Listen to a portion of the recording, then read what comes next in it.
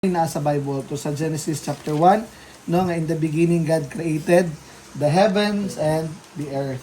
So everything sa una, everything was formless, wala ni form, pero ang Ginoo mo ay nagbuhat. Nasa first book.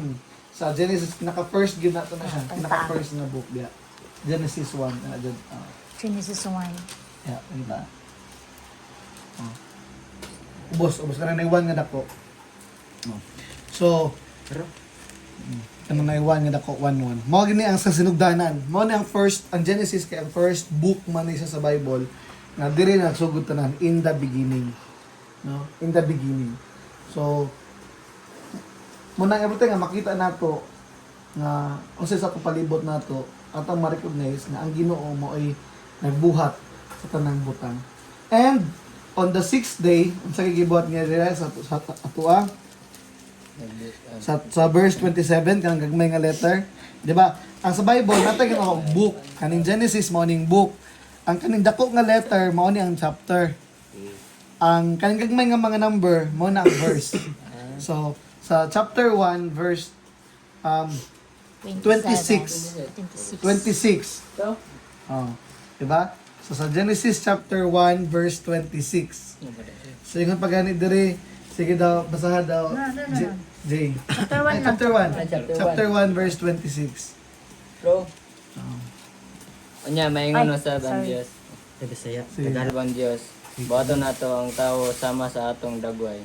Sila mo ay nagbuot sa mga isda, sa mga langgam, sa mga yupan.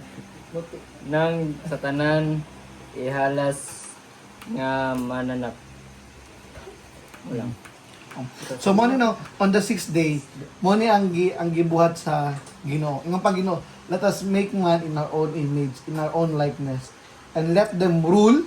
So mo ni ang ato ang rule nato no. Pagbuhat sa Ginoo sa kang Adam, pagbuhat sila og tao into the likeness of God, ang purpose nga nang gibuhat na diri, rule over. Ang sa nang rule, sila ay magdumala. Sila Sila magbuot. magbuot, sila ay mo manage, no?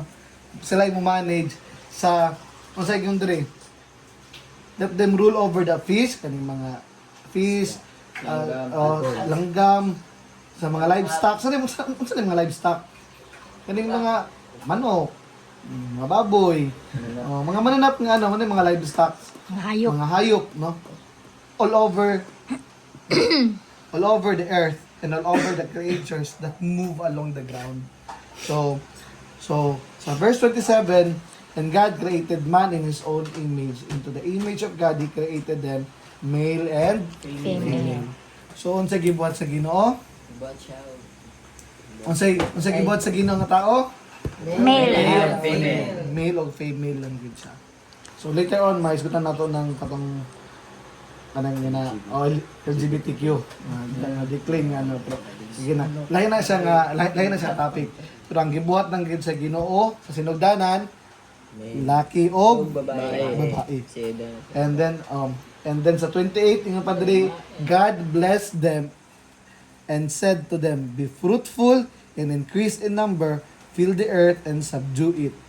So muna siya ang isa ka nga gihatag panalanginan sa Ginoo si Adan ug si Eva o gitagaan nagkuman nga be fruitful and increase in number. Buti pasabot mag-multiply. So gikan kang Adan ug kay Eva nag-multiply ng anak. Magminyo jud mo ha. So magninyo gyud. Gikuman sa Ginoo ang magninyo. No, nga mo subdue gyud sa earth. Karon daghan na jud kayo. And rule over ano ba? And rule over the fish of the and birds that move on the ground. And God said, I gave every seed-bearing plant on the face of the whole earth, and every tree that is fruit. So kanang mga kahoy, di na livestock, ibig mga kahoy, ang Ginoo mo ay nagapa-produce man. And ingon pa sa 31 diri, and God saw that all He had made, and it was very good. So in the first place, gibuhat sa Ginoo ang tanan nga maayo. And there was evening and there was morning on the sixth day ni gibuhat sa Ginoo. So on the seventh day, nahuman na tanan o gibuhat sa Ginoo, and then God rested. Diri ang ginasuon nato karon sa mga trabaho na mo, ano na rest day. ang sa trabaho karon mo ni diri ko nga prototype diri sa nagong model ba on the 6th day, di ba naman tayo 7 days. So 6 days ka mo trabaho ug 1 day na kay rest day. Mo na sa mga nanrabaho karon nga mani diri gisunod sa Bible. Required sa Bible, jud nga na ay nga rest day. nga required gud nga nasa kasamana na agi usa ka rest day. So kung trabaho ka for 6 days dapat on the 7th day kinahanglan ka mag-rest. Ay kung dili sa trabaho ka kung dili ka